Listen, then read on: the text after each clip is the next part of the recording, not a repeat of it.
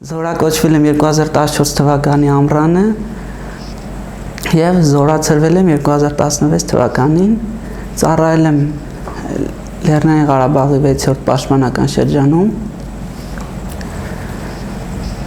Ճիշտն ասած, իմ համար մի քիչ ցավոտ է ամեն անգամ հիշել այս կռիվը։ Ամեն ինչ սկսվեց ապրիլի 2-ի լույս գիշերը, արդեն տեղեկացանք, որ հակառակորդը մոտենում է մեր դիրքերին, բայց սովորական սադրանք չէր, այս անգամ ավելի լայն գործողությունների դիմեց, ավելի լայնամասշտաբ։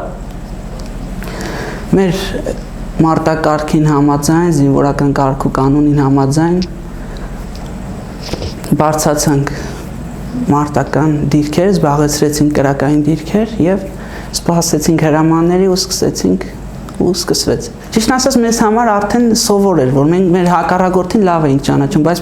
չենք մտածի, անկեղծ ասած, որ այդ կարգի էլի արդեն կհարձակվեն։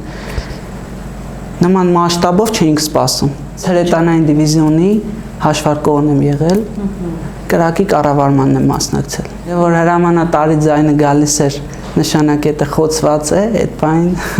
ոնց որ աշխարհը մերը լիներ։ Բոլորը իրենց համար ամենաթանկը կյանքը նվիրեցին այդ պահերին հայրենիքին, հանուն հայ ժողովրդի, որ հայն ու Հայաստանը ապրենք։ Շատ ցավալի է այդ բանը, երբ որ անզոր ես,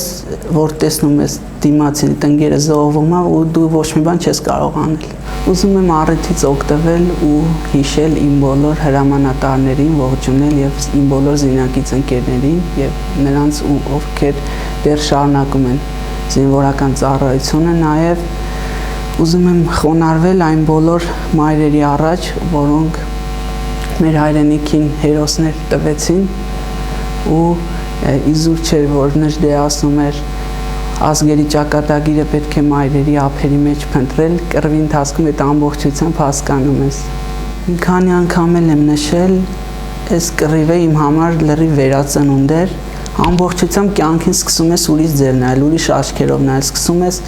երևույթները, իրավիճակները, մարդկանց ուրիշ ձև գնահատել, սկսում ես ավելի շատ սիրել մարդկանց, աշխարհը։ Հիմա բայց Աստված չանի, որ հիմա սկսվի, մենք ավելի պատրաստ ենք ու թող ոչ մեկ չկասկածի, որ ավելի շեշտակի ու ավելի